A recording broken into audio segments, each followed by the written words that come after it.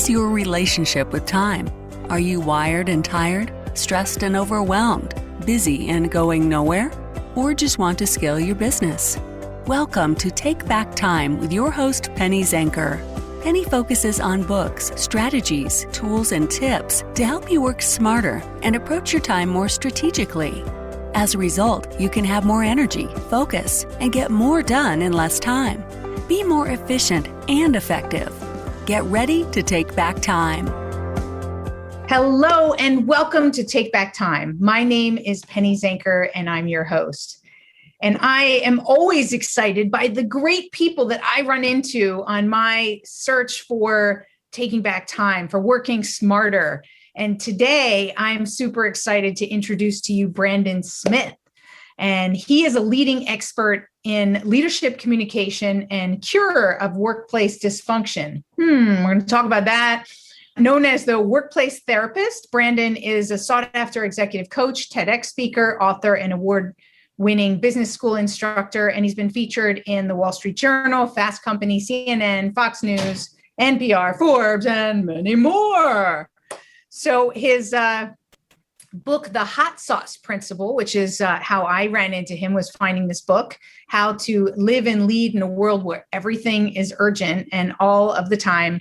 He helps readers to master urgency so that they can be more effective leaders and manage others' unrealistic expectations and prevent burnout at home. No better time to talk about this incredible sense of urgency that actually is part of our culture and how it's amplified with, the situation of the pandemic and the environment that we're in. So Brandon, welcome to the show. Penny, I am so glad to be on the show. And before we get started, thank you so much for protecting our most precious resource, which is time. I'm really, really glad you're on that mission because it's such an important one. I am on the mission, but I think that for me, it's an interesting question. What is that my mission to protect time? I actually think that my mission is to help people live happier, more meaningful lives. And time is a vehicle, right? That's the way I see it, is that when we can protect our own time and create space for ourselves, then we're doing that. How about you? What would you say is how did you come up with the hot sauce? What's your underlying mission there? Oh, my mission's simple. It's to eliminate all workplace dysfunction everywhere forever. That's a really big mission. I don't know. I've been kidding with people. I said, I just figured it out. And then there was the pandemic. And then, right. Then it starts all over again. Right now, we're dealing with Zoom fatigue and people having meetings at 7:30 in the morning because everyone knows you're not commuting. And there's we've kind of lost all the natural boundaries from work and life. It's just become a different world we're in today. Well, but don't you think our boundaries were eroding before this? I mean, I always say that I think the pandemic amplified our dysfunction. I mean, it did, but there were still some natural breaks. Like we knew, I'm not going to have the meeting with you at 5:00 or meeting with you at 7:30 in the morning because that's your commute time, right? That's when you're taking the subway or you're driving to the office, whatever you're doing. That's your commute. So we had some natural breaks with some natural transition time. Now I know exactly where you are at 5:00. You know exactly where I am at 5:00. And so it just becomes this weird stew where there's not a lot of buffer. Why do we accept that? Like, I'd be like, no, I don't start work at 7:30. So my training originally was as a clinical therapist. And then I've also have an MBA. So that's where the workplace therapist handle comes from. Right. They come together. And if you think about therapists, one of the foundational ideas of healthy relationships is boundaries. And being able to set healthy boundaries is such an important job for us as human beings. We got off easier in the past because work had natural boundaries established. Particularly if we go back 20 or 30 years ago, you could only work when you were at work. You couldn't really work at home. Right. So we didn't have to set them. They were set for us. So now it's what I'm hearing you saying is it's harder because those natural or structured based on the workplace, those are gone. And so therefore it's up to us and we're not so good at it. Is that what I'm hearing? Yes, that's exactly right. Because it requires self-awareness and it requires being able to state and ask for what you need. And every person's different. Maybe you prefer to really meditate in the morning before you go to work or work out before you go to work or work early. Or maybe you have family commitments, and that's part of the boundaries you need to set Sure. to be able to manage those. So every person has to navigate and negotiate those individually. That's a little bit harder. I mean, there's power in that, but it's also a harder conversation to have. Yeah, because I mean, I know a lot of people feel like, well, maybe I'll get fired if I speak up, right? There's this fear factor of speaking up and for your boundaries. So I'm wondering why employers aren't being more cautious of those boundaries and conscious of those boundaries, because you're right, everybody's in a different place and it's kind of unfair. Yeah. So it's varying by manager. Some managers are very conscious of that. And they're saying, oh, absolutely, we're not doing any meetings after 5:00. Or I did a presentation yesterday, and it was for a whole group of managers and leaders within a large healthcare organization. And they said, no, we're not doing video. We're giving everyone a break. Mm-hmm. So we're just going to be audio only, some managers are being very conscious and aware of that and trying to care for their folks. Other managers are just saying, I'm going to keep asking until you say no.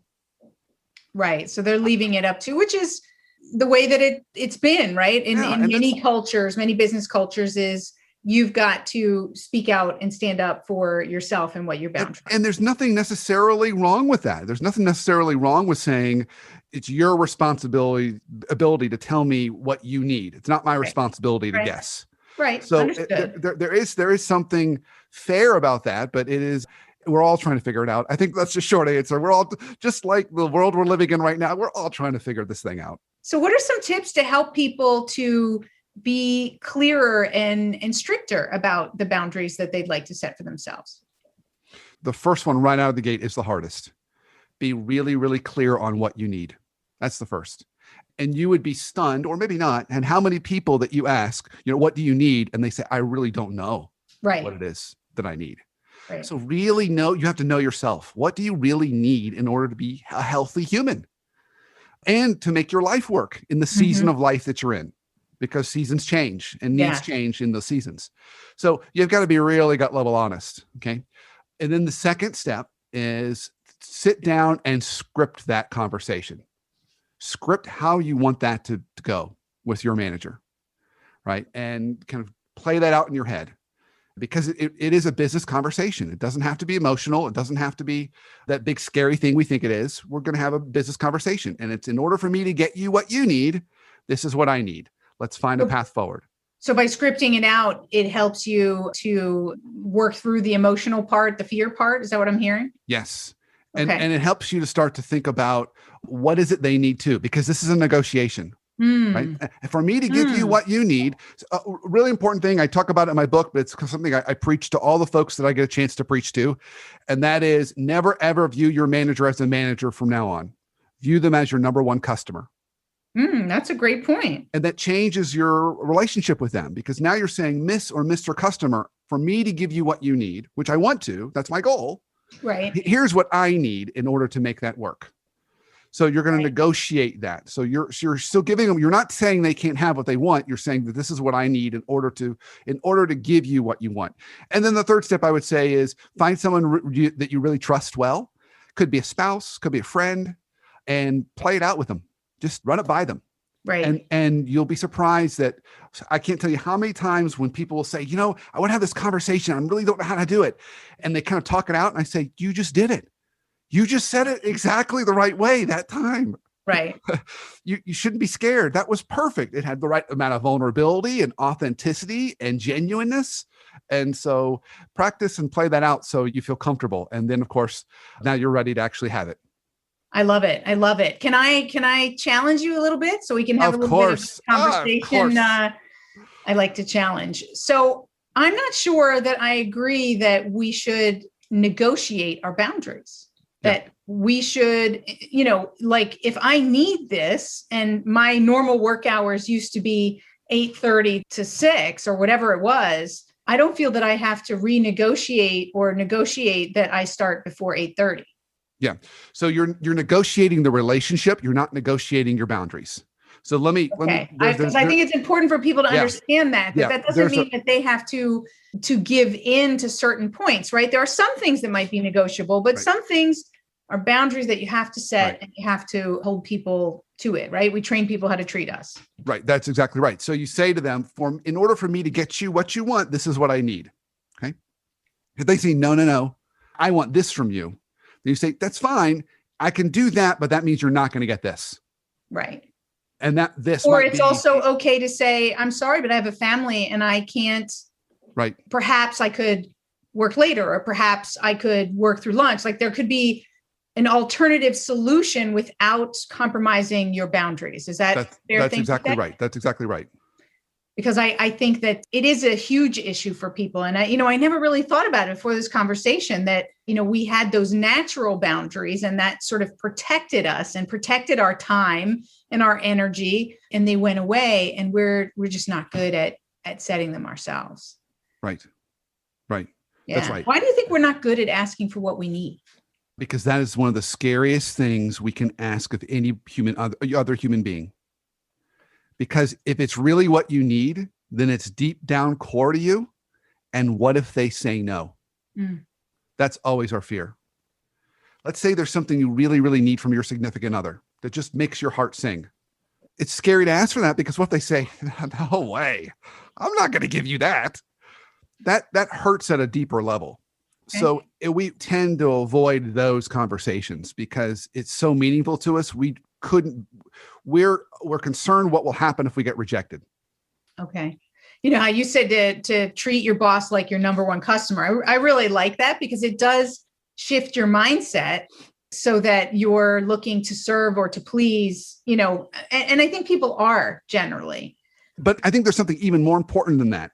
When we treat them as a customer, then all of a sudden we turn on that engine that we have about managing expectations. We're much better at that when they're our customer. Right? We proactively send them updates on projects. We proactively set up meetings to ask questions to clarify what success would look like. When they're our boss, we sit back passively and wait for them to give us work, wait for them to give us projects, wait for them to reach out and ask for updates. Right. So we would never do that if they were our customer. So you're saying that by making them our number one customer is that we fall into more of an ownership position. Yes. And then we're proactive. We lead them. I like it. Otherwise, we're waiting for them to lead us, and then that causes a whole bunch of problems. Right. And when we lead them, it's a lot easier to set boundaries. But when they're leading us, they're coming at us. We're always on our heels. So it's that orientation helps to unlock so many healthy things. I like it. I love it. As a matter of fact, I'm going to start using it now. Absolutely. Although I don't have a boss, but I'm my boss. So sometimes I have to look at myself as my best customer and treat myself proactively. Right. Yeah. That's right. Let's talk about urgency now. And then I want to talk a little bit about your book in general and the whole concept. But so the whole idea of, everything is urgent. I read a book some years ago. It's a pretty old book, like from the early 80s or late 80s, The Stuff That Americans Are Made Of. And it talked about that urgency, that sense of urgency is kind of embedded in our culture. Yeah. And I think it's only gotten, anything that is a gift can also be a curse after a certain point, right? When it's right. When you're not careful. Right. So it's out of hand now, right? People are completely overwhelmed and unable to set priorities. It's a constant discussion about managing urgency. So why has this become such an issue? It's really accelerated probably since the last recession, because I think so many companies are in some kind of a transformation mode or trying to catch up. Usually that has to do a lot with technological infrastructure, but it could be lots of other things. You think about our friends in retail and how much that whole world has changed and been changing. So it's the pace of change that's created this sense of urgency. That makes sense. And so John Kotter, who's a famous kind of change expert and change guru out of Harvard, any book you pick up on change management, he's either going to have written or be referenced heavily. John's like one of the godfathers in this space. Well, he's got an 8-step model for change, and he's been preaching for years. The first step is you have to create a high enough sense of urgency. So all these leaders have been taught that if I need to create change, I got to create urgency. And so there's nothing necessarily wrong with urgency. In the right doses, it's actually a really healthy, good thing. If you want to change anything in your personal life, you need urgency. And we can talk about more what are the components of that. But what's happened is particularly in publicly traded companies where they're trying to please the shareholders, they're trying to change everything at the same time and making everything urgent all the time. And all that does is create urgency. In the clinical sense is anxiety. So that's a really important reminder for us too. Yeah. So when you put urgency into a system or into a person, you're intentionally creating anxiety. You're intentionally creating discomfort. Anxiety is a high energy emotion. And sometimes we need to do that. Even with my kiddos, there's been times when I need to create, they're too comfortable, Penny, and I need to make them uncomfortable on purpose. Oh, I would have no idea what you're talking about. I could imagine. So there are times when we have to do that. But when we create everything being urgent, we're just pumping and dumping anxiety into the system. The boy who cried wolf, right? I mean, don't people then ignore it? They ignore it. An expression, if everything's urgent, nothing is urgent, right? Then that's the norm.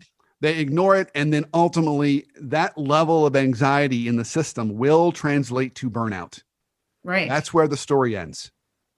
It ends in the same destination every single time, burnout, which means either the employee quits, the employee gets hospitalized, or they just say, this is, who knows what else they do, but they can't keep up that pace. It's I have another theory on that. I'd like your thought. Not that it's in line with yours, but I have this thing called the productivity curve, right? And in the center is where we're healthy, we're productive, we're focused on the things that are most important. We have the right level of urgency. And then on one side, we have perfectionism where we go over the top, right? We overfunction.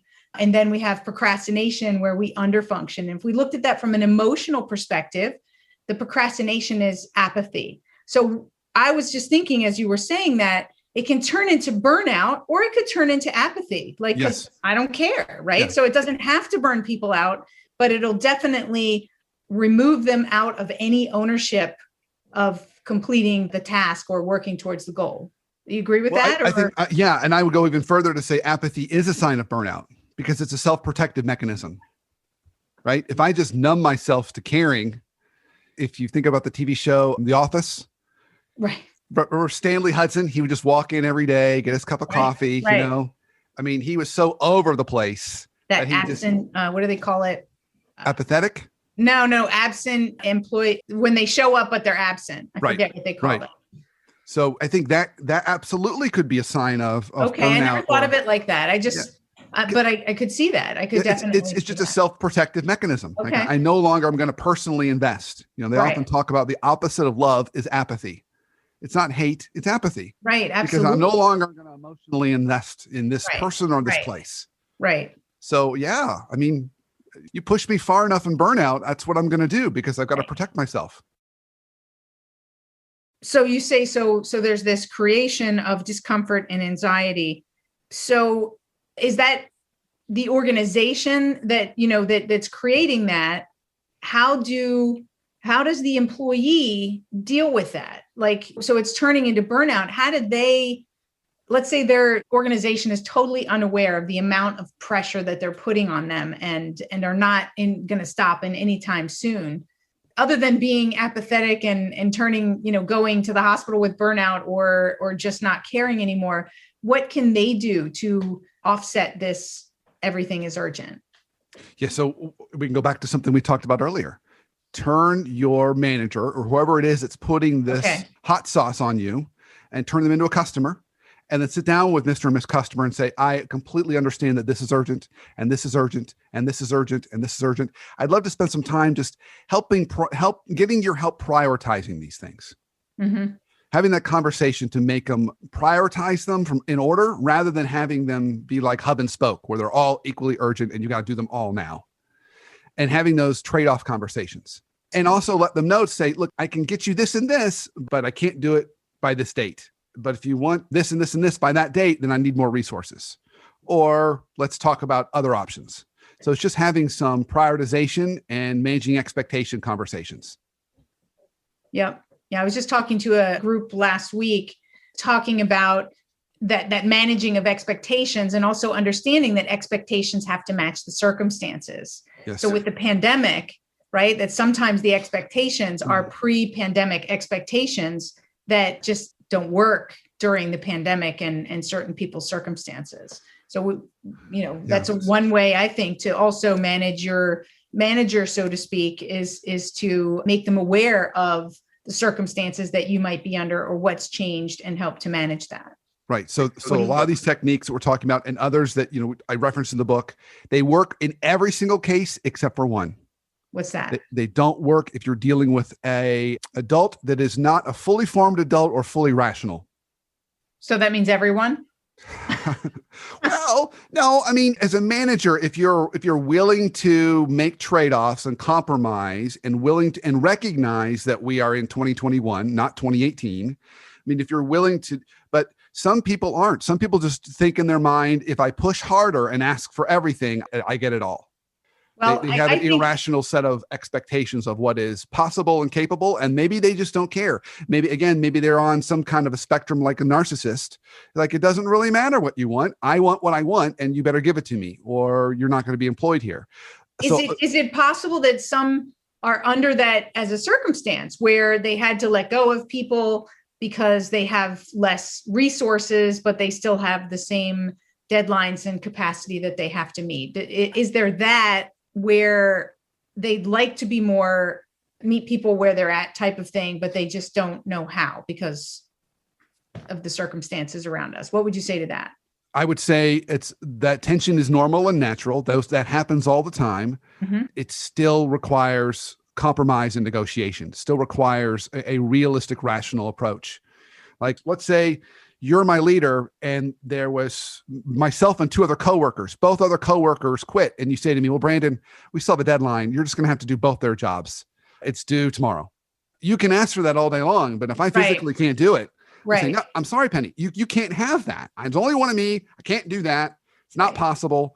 I'm sorry. I don't know who you need to tell that you're not going to deliver, but I'm happy to help you have that message, but it's not going to happen. Right. So there has to be some level of groundedness in reality, which is the rational part. They've got to have some level of rationality. But that's why I said everyone, because I think that many people they're not rational, right? Because when we're really stressed out, then we lose that side of our brain that's rational, right? We're into fight, flight, or freeze mode where, we aren't in full access to that. So how would you say that managers should deal with that if they find themselves in that position? So I think it has to be a conversation that feels more like a partnership or a team, so I once had someone describe this image to me, and I think it's a beautiful image. They said, whenever I was sitting down trying to work with an employee or deliver even performance review, I didn't do what typical managers would do, which is sit across the desk. Right. I'd pull up a chair next to them. Right. And put the document in front of both of us. So we're looking at it together. Mm-hmm. That needs to be the orientation for both managers and employees. Mm-hmm. Be kind of shoulder to shoulder looking at the problem together. I like it. So it's not adversarial. When it's adversarial, it's I win or you lose, or you win and I lose. Right. But that's not the world we're in right now. We're going to have to work together to figure out a solution that's going to work for everybody. The best case scenario, given the circumstance. So tell me, I love it. I'm starting to think here about a little bit about some of the things that I remember in your book.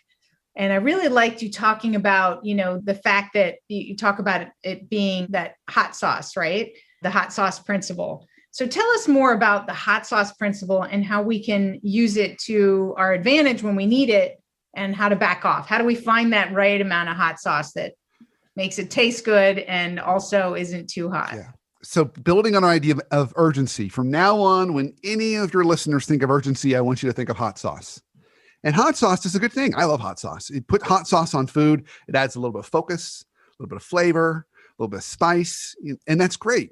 But if everything coming out of the kitchen is covered in hot sauce, the appetizer and the salad, the entree, the dessert, the iced tea, if you're like me, you're going to be curled up on a ball. So that is really the concept. It's knowing what to put urgency on or what to put hot sauce on and how to use that in the right ways.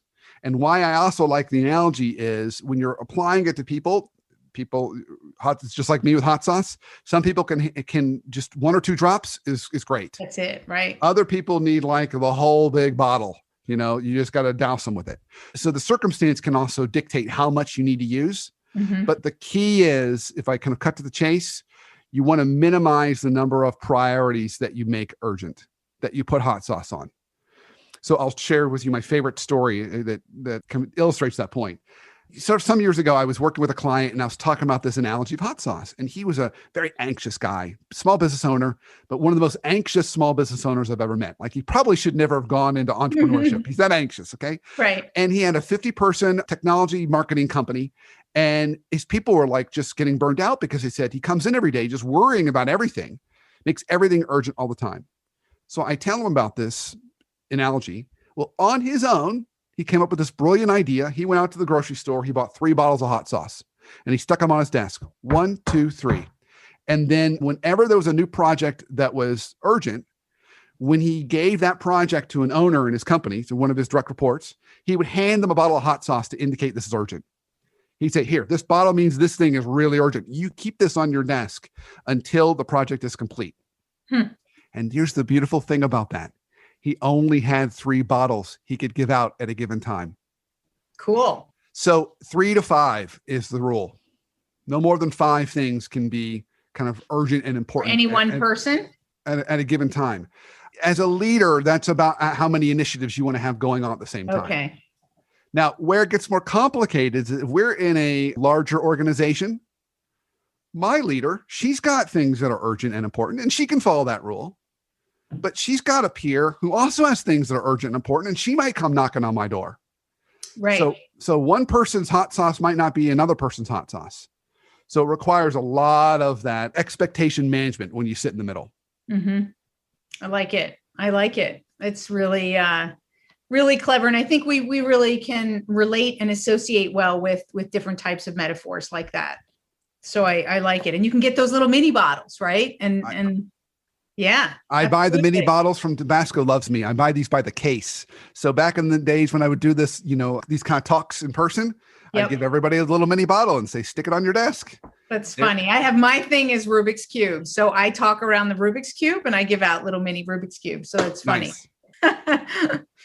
So what else do we need to know about managing urgency? Like, is there anything else that you haven't told us yet that's an important tip that we need to? I can add 2 more to it, and then we'll see where else you'd like to go. So first, remember, let's back up a little bit. If I'm going to put urgency into the system, I'm going to make somebody feel this. Mm-hmm. I have to have established trust first, because in that moment, I'm making them uncomfortable, and they're going to ask themselves, do I even know this guy?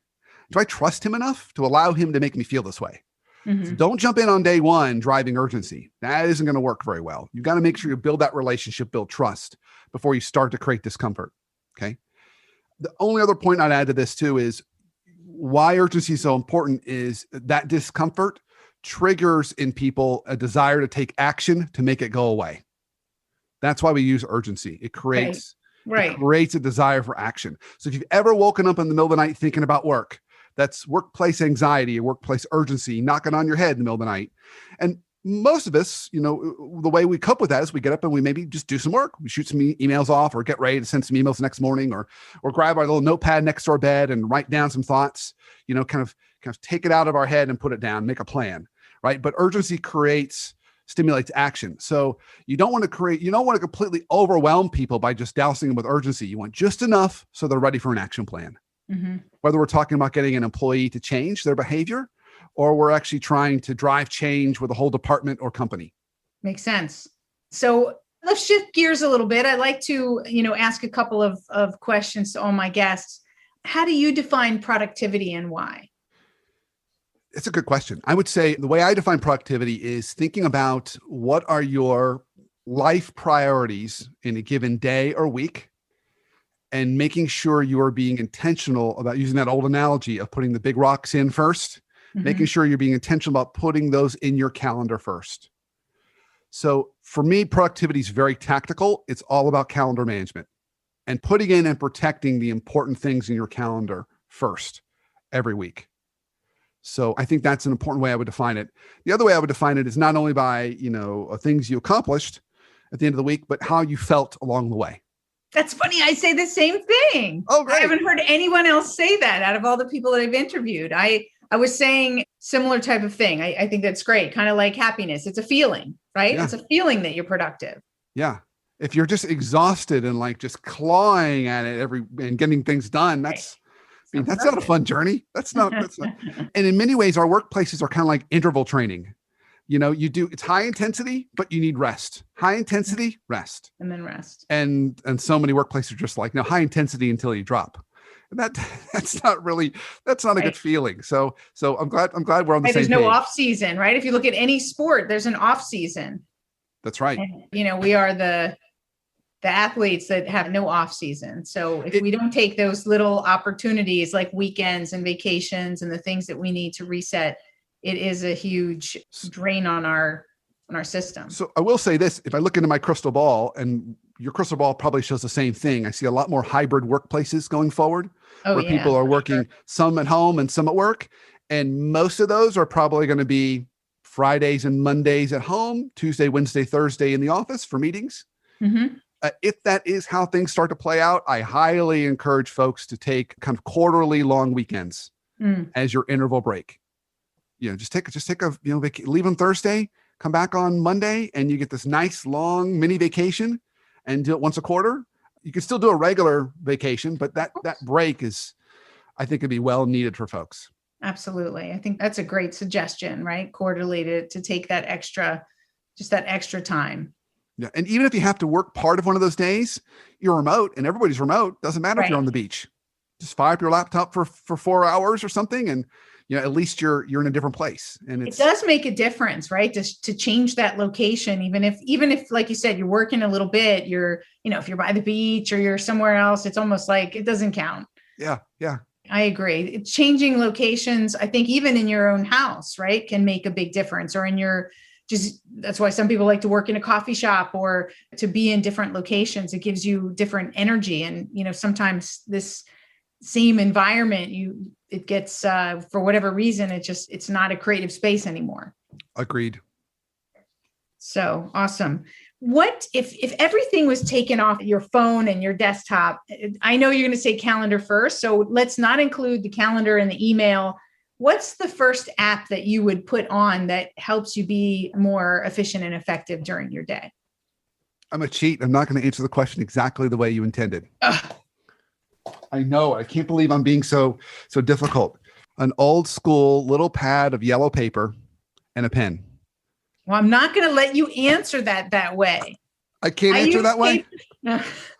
So I get it. I'm a paper person too. I still like to write things on paper. But clearly you use, and what I'm getting at is like, I have a couple little tools that are super helpful for me. Like I have this thing called Text Expander. So it allows me to put #gig. And every time I'm putting in something out for my gig, it'll bring up this whole blurb formatted so that I don't have to write the whole thing and I don't have to search for it. Right. So that's just like a huge time saver for me. Do you have something like that you might recognize that you use? Wow. That is such a good question. And I don't have a good answer to that question. Okay. That's all right. Maybe the answer is I need to go find one. I don't know. Well, what's your biggest time waster? There we go. We'll start there. Yeah. My biggest time waster right now is probably administrative stuff. Although I've tried to get rid of as much of that stuff as I can. So my mantra historically has always been, what can I say no to? What can I delegate? Or what can I outsource? Mm-hmm. I had a client last week though, and he shared with me the 4 Ds, and I thought that was really good. He said, what do I need to do? What do I need to delegate? What do I need to delay? And what do I need to delete? I really like that. That's cool. I like it. I haven't thought about delay. Yeah. I have something called the 1-3-5 planning rule. So in your scheduling, you can take one thing that you're working towards a long-term strategic goal, 3 things that bring you towards midterm milestones. So there you have your important things that typically would not get done at all, right? Yep, right. And then your urgent things, which are 5 things that absolutely must be done by you today. I love that. That's beautiful. Yeah. So I think I would just need to download whatever you're doing. Your show would be the thing I would download. There you go. I like it. All right. I'll give you the money for that afterwards. So anyway, we're at the end of our time today. You were great. Loved having you on the show and really some of those really core conversations. Today, we talked about boundaries, which is huge. We talked about urgency, which there is some overlap, but also distinctly separate. and really just some really great protecting your time was an overall arching piece of it. So thank you so much for being here. Penny, I had a great time. Thanks for having me. Where can people find out more about you and your book? Do you have a website we can send them to? The easiest place is you can even Google it because I'm the only one, The Workplace Therapist. So you can go to www.theworkplacetherapist.com or just Google The Workplace Therapist and you'll find me. And on that site is podcasts and blogs and articles, all free resources for folks just to make their workplaces healthier. And then they can also order my book. My book is available on Amazon, or they can order it directly from me and I'll send them a signed copy.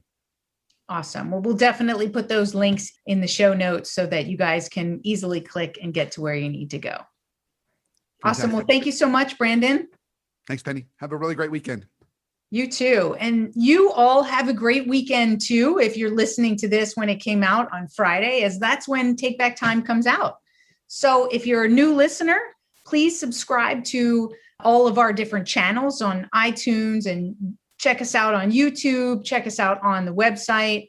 And, we are dedicated to helping you find great people like Brandon who have their unique twist to how you can take back time and how you can work smarter and protect your time so that it works for you and not against you. So we'll see you in the next episode. My name is Penny Zanker and I'm your host. This is Take Back Time. We'll see you in the next episode.